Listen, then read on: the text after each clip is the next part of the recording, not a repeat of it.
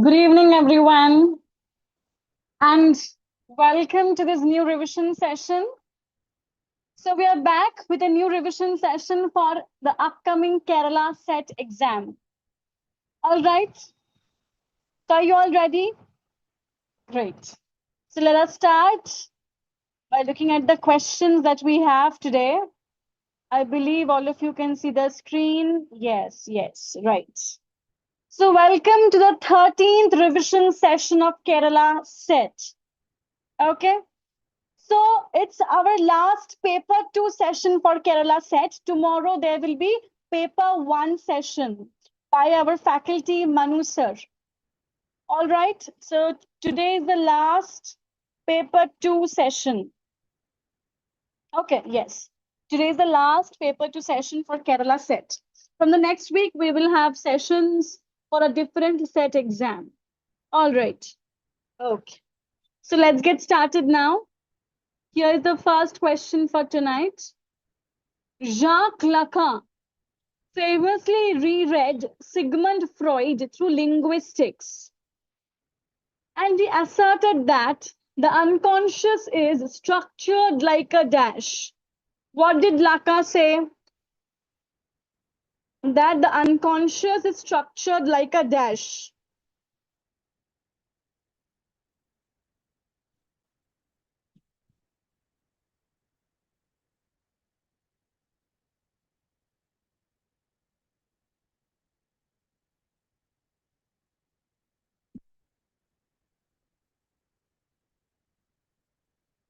Say the answer. Yes, good evening.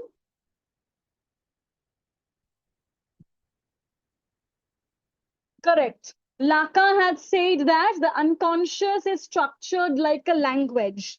The unconscious is structured like a language. Okay, got it? Very good. Next question. Here we have a question from Roland Barthes' essay, The Death of the Author. You all know this essay, right? In The Death of the Author, Roland Barthes differentiates between a work and a text.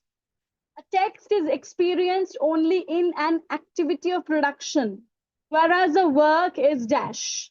Tell me.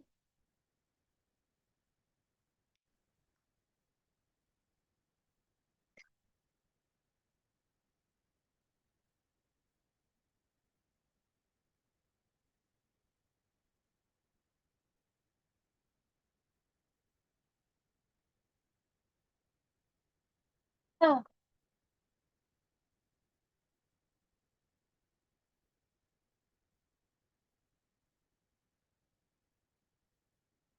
Oh, yes, The Death of the Author is the essay by Roland Barthes where he talks about the death of the author and the birth of the reader, right?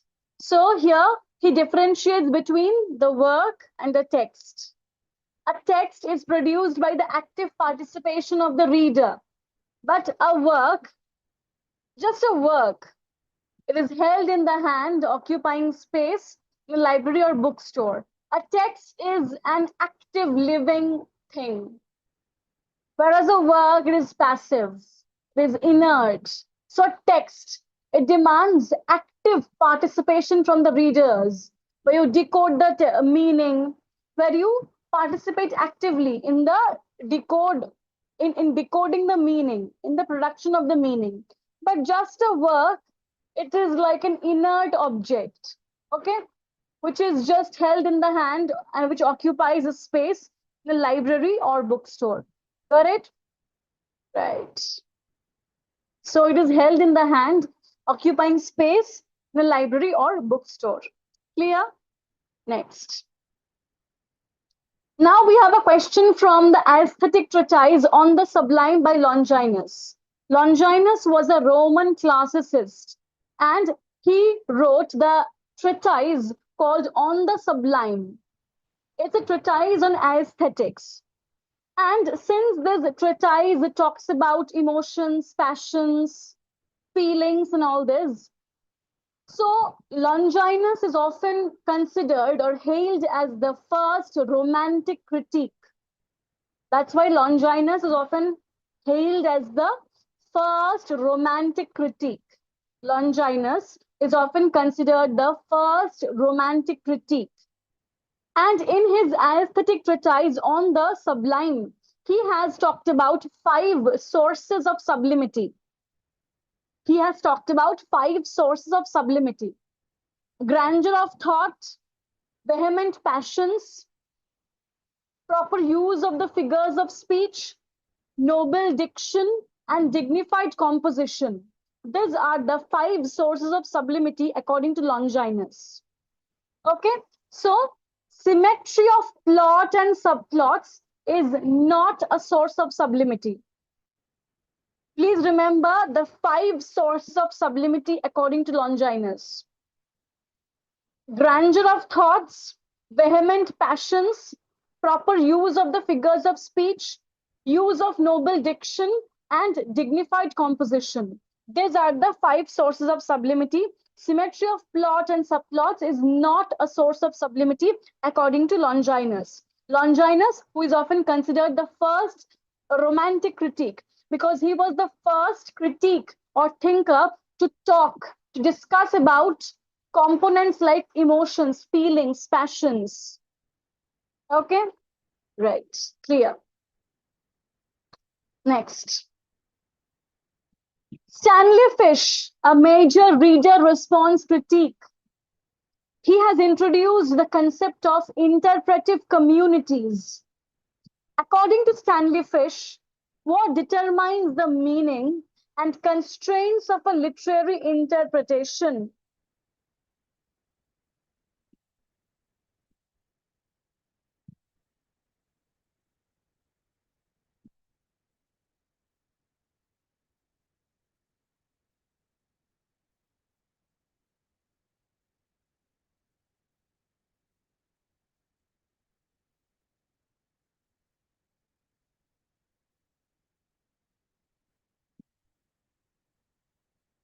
Tell me, what do you mean by interpretive communities of Stanley Fish? So according to Fish, what determines the meaning and constraints of literary interpretation? The shared strategies, beliefs, and reading conventions of a specific interpretive community. Okay, the shared strategies, beliefs, and reading conventions of a specific interpretive community. All right, clear? Good. So Stanley Fish talked about interpretive communities. Stanley Fish's major text is there a text in the class? Is there a text in the class? Okay, next.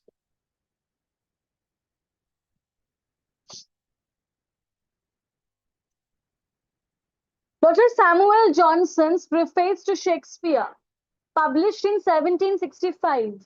It famously censures Shakespeare for several faults. Which flaw does Johnson highlight concerning Shakespeare's moral execution? Dr. Samuel Johnson's major work, Preface to Shakespeare, published in 1765. It famously condemns Shakespeare for his several faults. So which fault or flaw of Shakespeare was highlighted by Dr. Samuel Johnson regarding the moral execution of Shakespeare in his plays?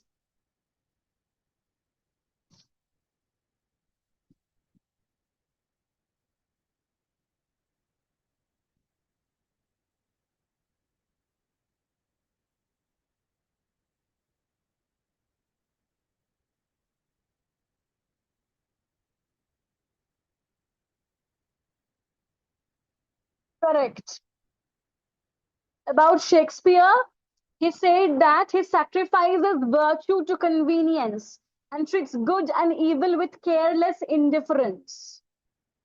Dr. Samuel Johnson said this about Shakespeare, that Shakespeare sacrifices virtue to convenience and treats good and evil with careless indifference. Very good. So please remember, it's a major work of Shakespearean criticism. Preface to Shakespeare by Johnson, published in 1765. Okay, clear? Right. Claude Lévi-Strauss applied structuralist anthropology to mythology. He treated myths as being composed of smaller units called dash.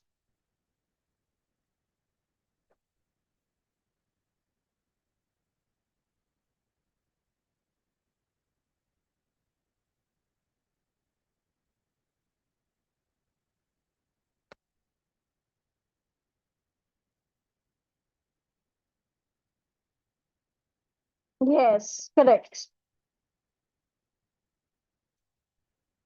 It is my themes. Claude Lévi-Strauss applied structuralist anthropology to mythology, and he treated myths as being composed of smaller units called my themes. So, as you all know by now, that Vallath has started UGC Net mentorship, where you will be given one mentor, and your mentor will give you 1:1 guidance for your net exam. Okay, so if you want 1:1 guidance for your upcoming net exam, you can join our UGC net mentorship. All right, chalo. Next. Eve Kosofsky-Sedgwick's work on homosocial desire explores dash. You all know that the book called Between Men by Eve Kosofsky-Sedgwick, it talks about homosocial desire.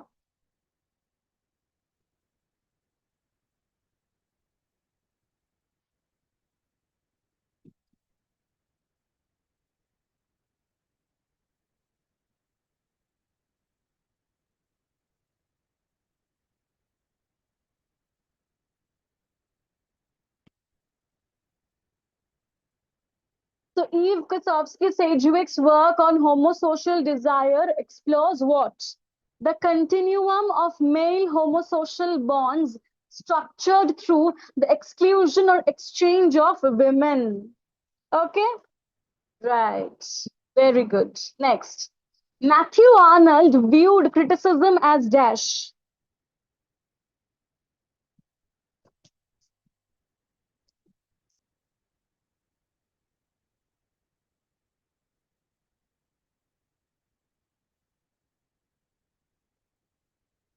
Matthew Arnold viewed criticism as dash. As a disinterested endeavor to learn and propagate the best that is known and thought in the world. Okay? The idea of disinterestedness in criticism was propagated by Matthew Arnold, the famous 19th century scholar and poet and thinker. In Victorian criticism, Matthew Arnold, John Ruskin, they're very important. Thomas Carlyle. Okay? All right. Chalo. Which critique is associated with the foundational eco-critical text, the environmental imagination?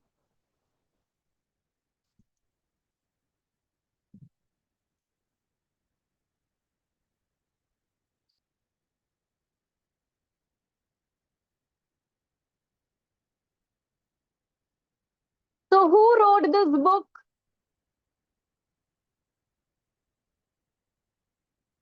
Who wrote this book, The Environmental Imagination? The Environmental Imagination. It's by Lawrence Buell. It's by Lawrence Buell.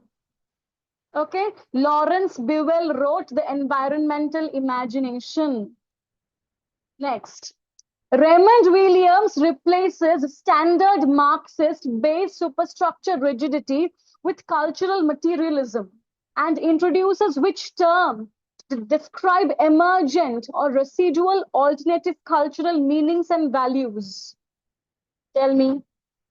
Read the question again and the options carefully.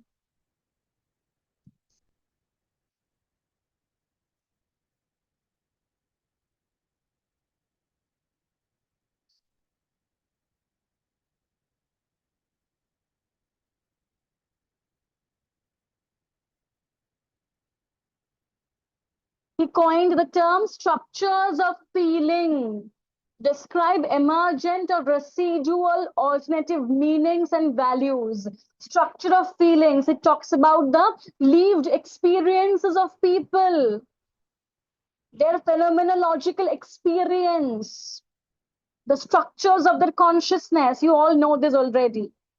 I'm just making you revise these things once again. That's it. You all know these things, right? Walter Pater's concluding remark in Studies in the History of the Renaissance advocates for which lifestyle or aesthetic stance.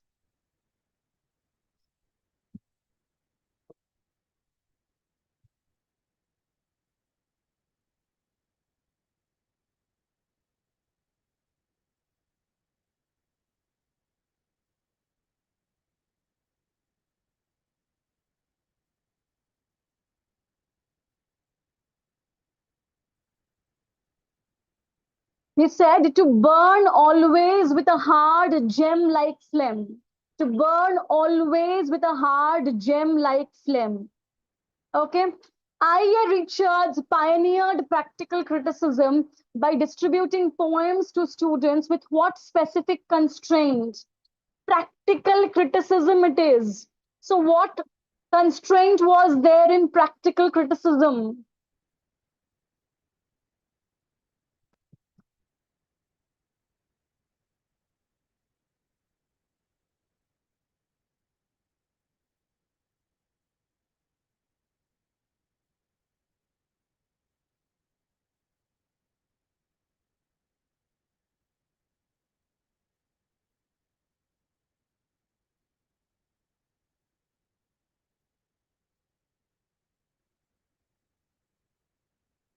I'm so happy when I look at your comments in the comment section.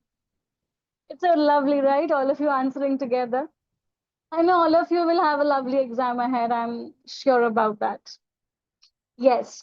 In practical criticism, there was the constraint that the author's names and dates were withheld to force unprejudiced close reading of the text.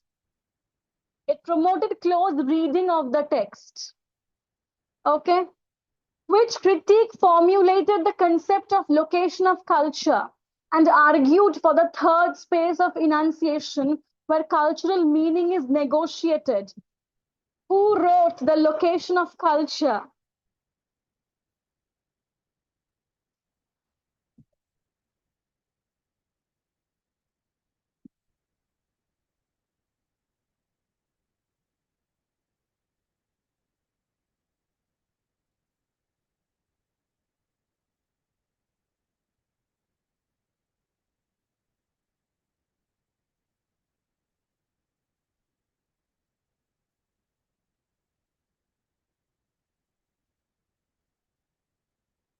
This is obviously Bhabha. Lovely. You all know this.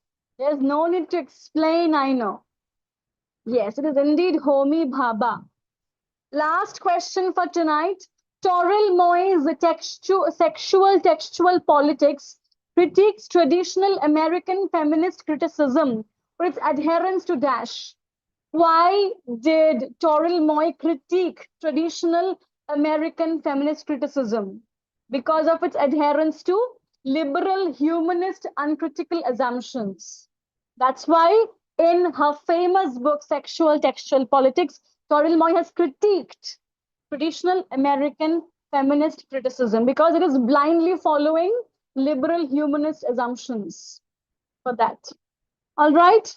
So Sexual Textual Politics by Toril Moy and Sexual Politics is by Kate Millett. Don't get confused. All right, that's all for tonight from our side. I really hope you guys loved the session. I tried to bring to you important texts and concepts and all the very, very best to all of you who will be writing your Kerala set exam soon. All the very, very best from the entire team of Vallath. Okay, I know all of you will perform really well. There is no doubt about that. And we will soon receive the news also after the result is out that all of you have passed with flying colors. I'm waiting for that day really, really eagerly. On that note, please take care. Keep studying. Good night. Bye, and all the very best to